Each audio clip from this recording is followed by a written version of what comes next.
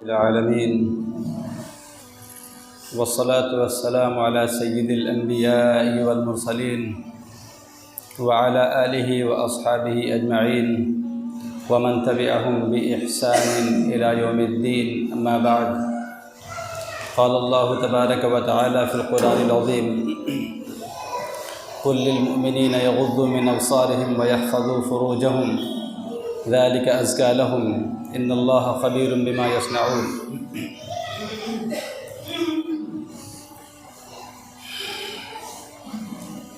میرے دوستوں اور بزرگوں، دینی بھائیوں،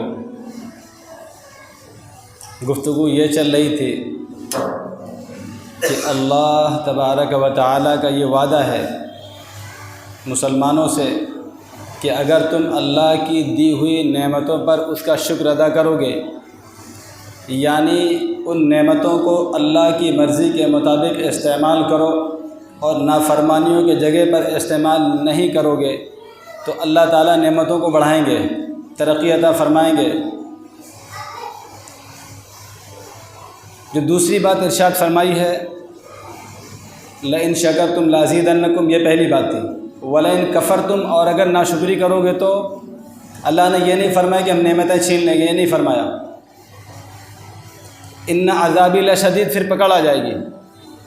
اس دوسرے نقطے پر غور کرنا ہے، اور اس کا نتیجہ اس طریقے سے نکلے گا کہ جو اللہ نے ہم کو نعمتیں عطا فرمائی ہیں، پہلے ہم ان کا شمار کرنا شروع کریں۔ جہاں تک ہماری پہنچ ہو، ہماری عقلیں جہاں تک پہنچ سکتی ہیں، اور ہم جتنا زیادہ سے زیادہ غور فکر کر سکتے ہیں وہاں تک پہلے ہم پہنچیں گے، پھر ہمیں اندازہ ہوگا کہ اللہ کی نعمتیں بے شمار ہیں اور ہم ان کو کہاں استعمال کر رہے ہیں۔ میں نے عرض کیا تھا کہ بال کے بارے میں جس کو ہم سمجھ رہے ہیں شاید یہ کوئی شوق کی چیز تھی، لیکن اس میں بھی شریعت کے احکامات موجود ہیں۔ کفار نے تو یہ بھی طعنہ دیا تھا رسول کریم صلی اللہ علیہ وسلم کے بارے میں، صحابہ سے کہا تھا کہ تمہارے پیغمبر یہ تمہیں کھانا پینا اٹھنا بیٹھنا حتیٰ کہ بیت الخلاء میں آنے جانے کے بھی احکامات بیان کرتے ہیں، یہ کوئی مذہب ہے چھوٹی چھوٹی باتیں بس اسی میں پھنسا کے رکھا ہوا تمہیں؟ کہا یہی تو مذہب ہے کہ ہم ایک ایک گوشہ ہمارا کوئی اللہ کی مرضی کے خلاف نہیں ہونا چاہیے، اسی کا نام تو مذہب تھا۔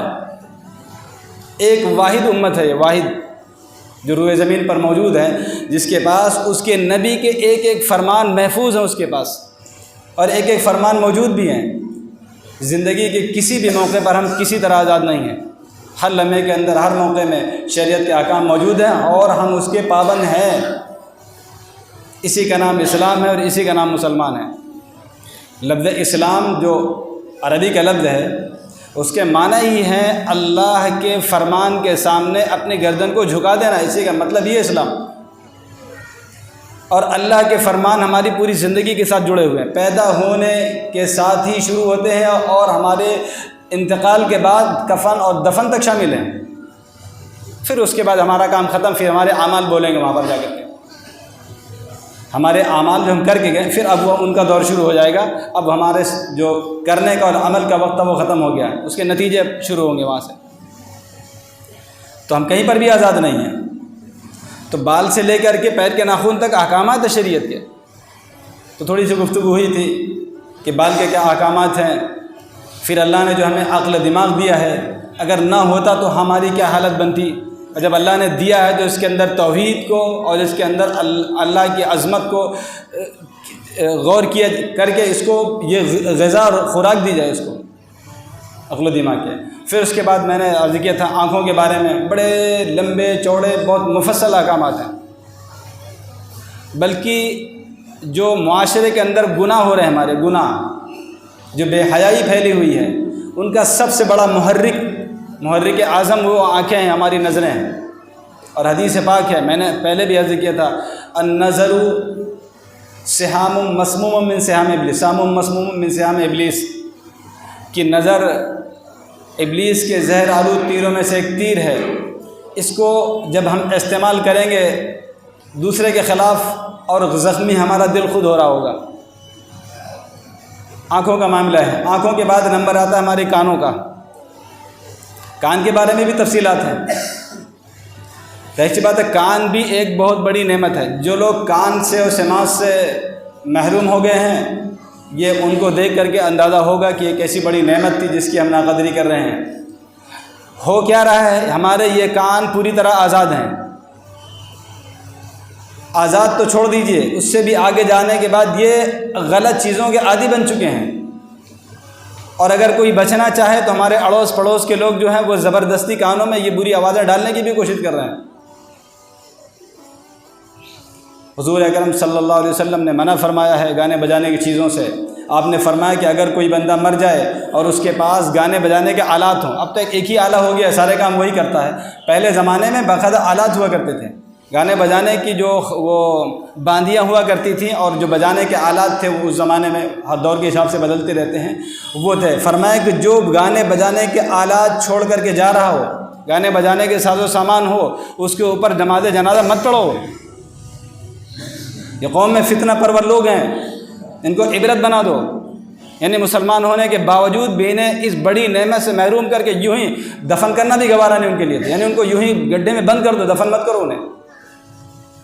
یہ سخت ہدایات ہیں، اور آپ کا معمول میں نے پہلے ذکر دیا تھا کہ آپ نے گانے کی آواز سنی، کان میں انگلیاں لگائی اور خادم اور صحابی سے پوچھتے ہیں کہ ابھی آواز آ رہی ہے؟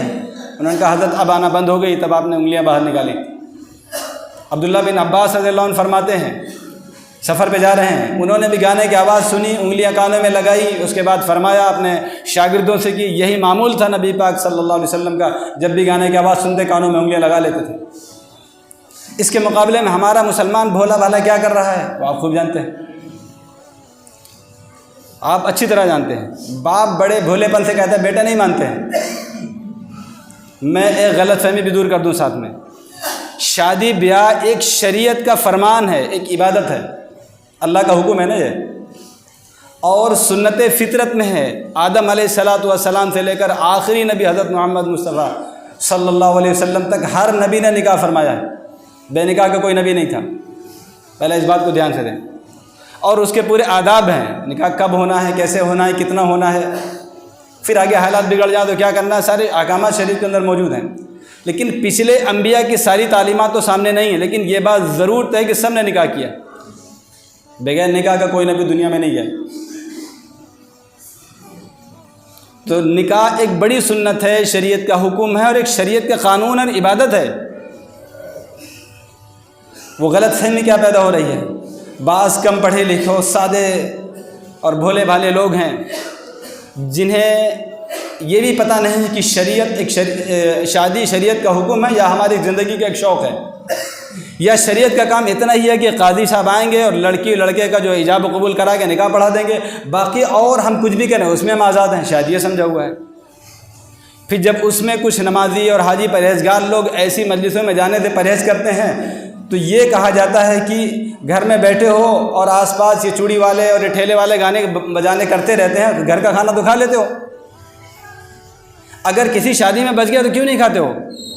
اس کے بعد ایک دوسرے کو ہاتھ مار کے ٹھٹے مارتے ہیں، یہ 24 دیکھو کیا کر رہے ہیں، پاگل ہے۔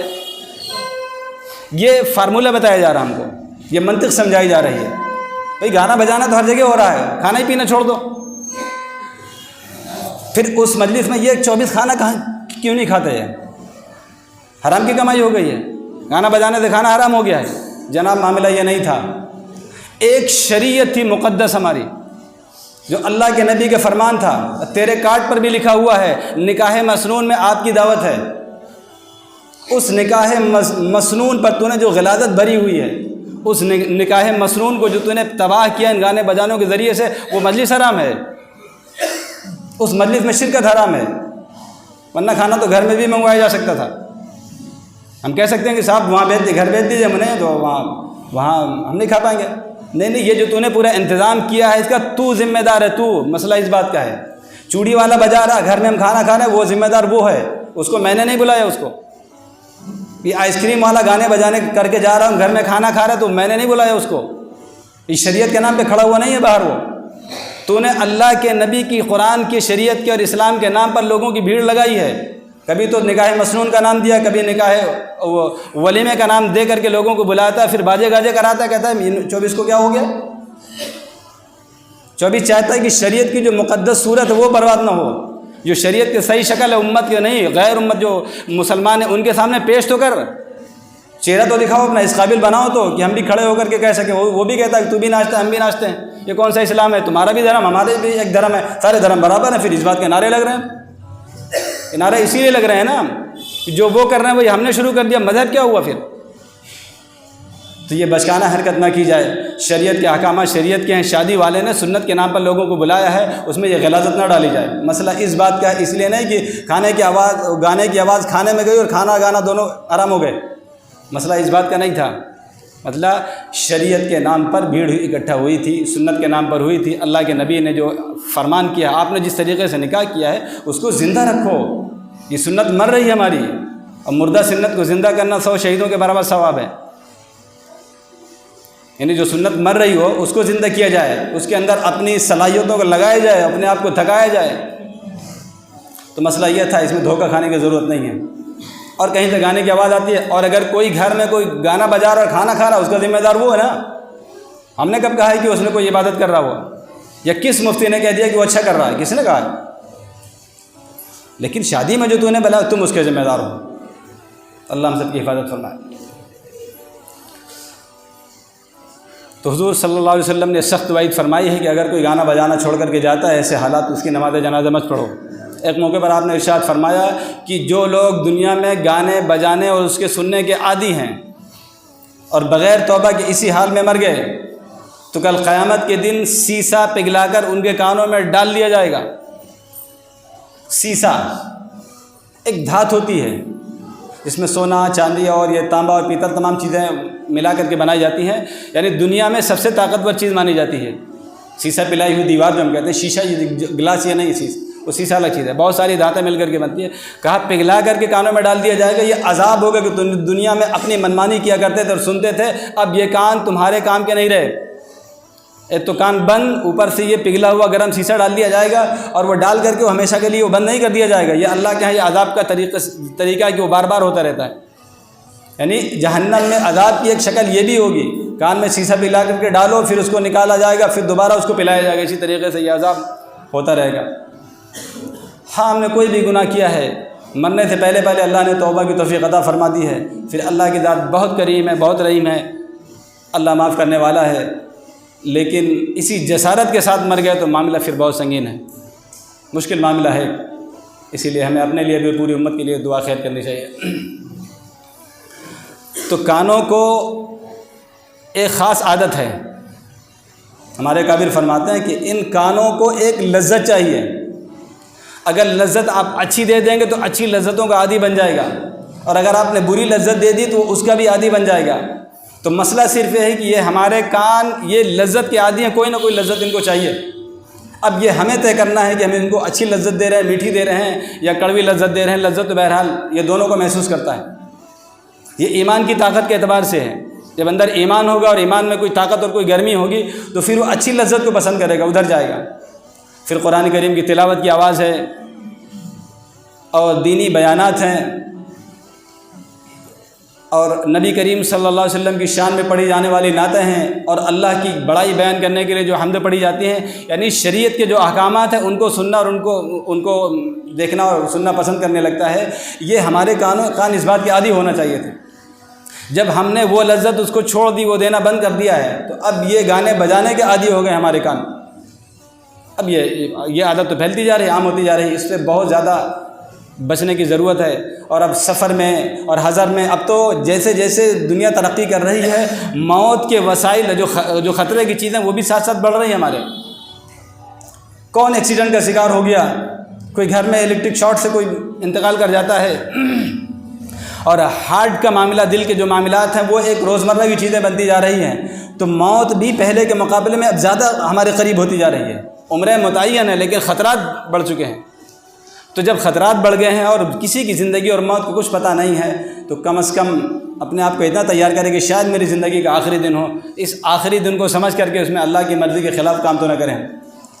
تو لہذا ان کانوں کا صحیح استعمال کیا جائے، تمام بری باتوں سے ان کو بچایا جائے، اور جہاں تک ہو سکے، جہاں پر نہیں بچ سکتے ہیں اس پر اللہ کی توبہ کریں گے ہم۔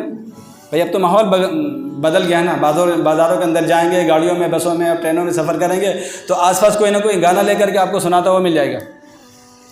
ہاں ہم یہ ایسی کیفیت بن رہی ہو، دل میں کراہت محسوس ہو رہی، فانت مومن، پھر ایمان ہے بھی دل کے اندر۔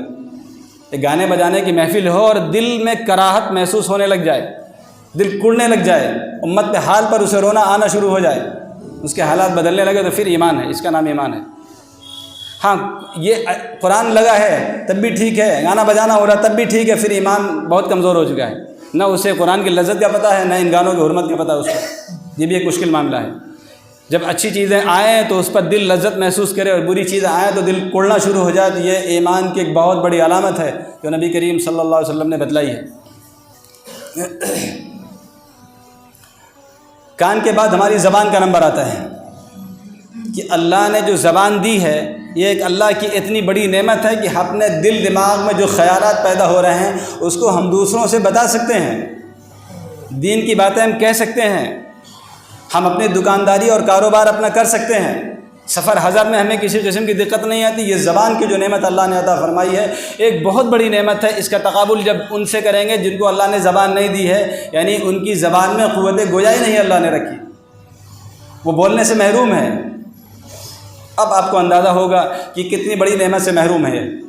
جب ان کو دیکھیں گے پھر اپنے کو دیکھیں گے تو ابھی پہلے اس نعمت کی قدر ہوگی۔ پھر شریعت کے احکامات کیا ہیں اس کے بارے میں، وہ بھی بے شمار ہیں۔